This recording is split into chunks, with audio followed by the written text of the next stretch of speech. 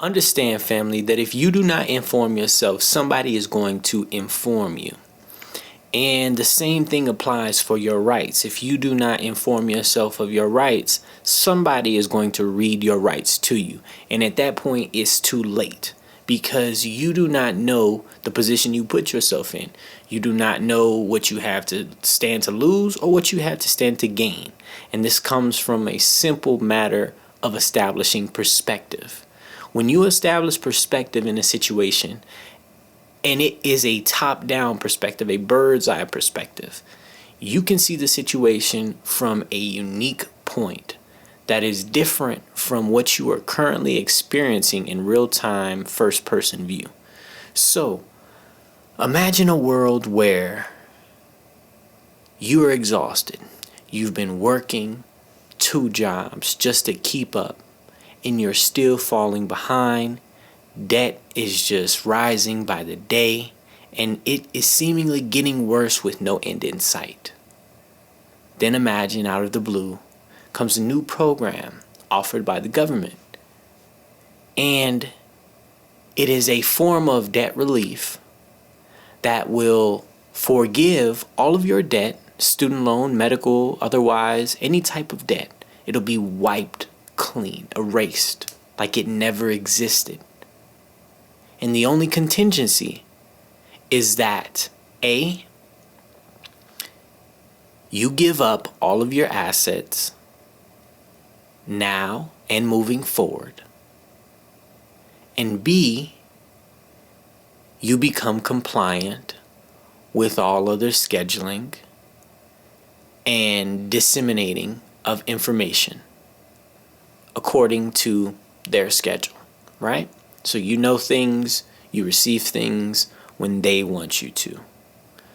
Now, in exchange for this debt being removed, you now can travel unrestricted. You don't have debt. So if you don't have debt, well, you don't really have to work, right?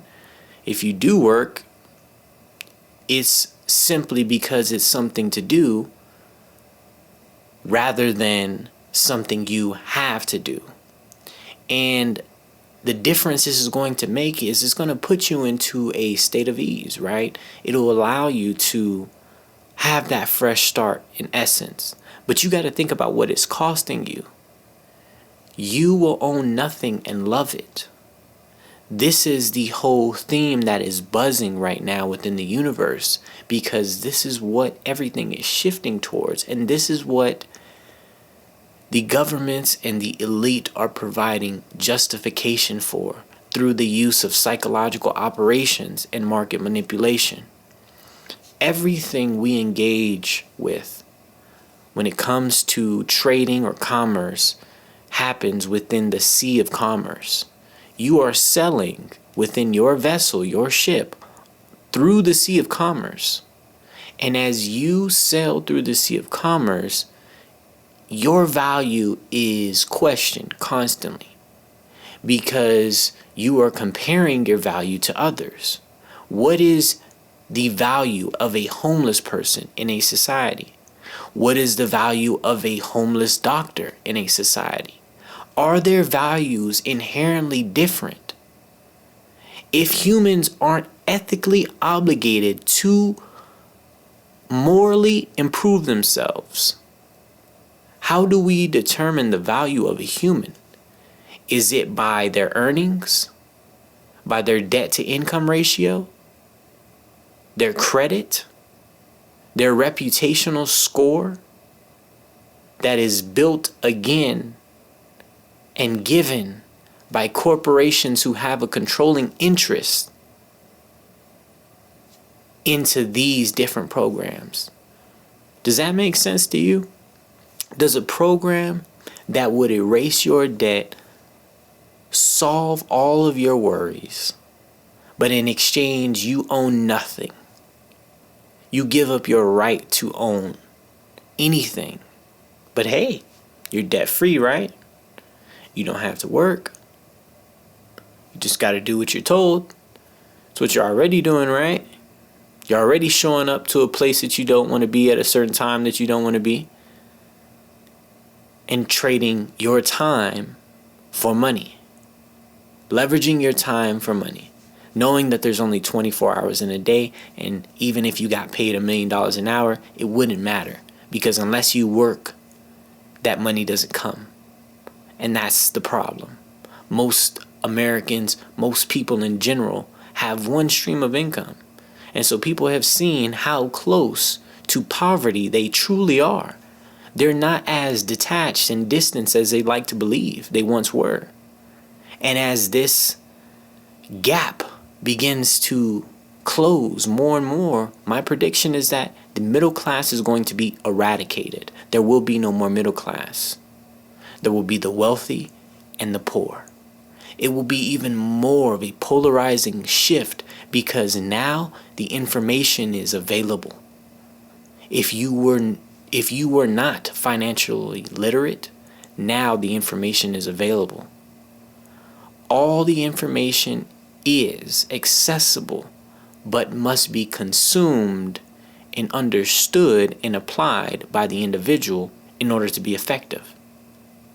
All the financial literacy information in the world will do nothing for you if you do not have the discipline to execute on a plan.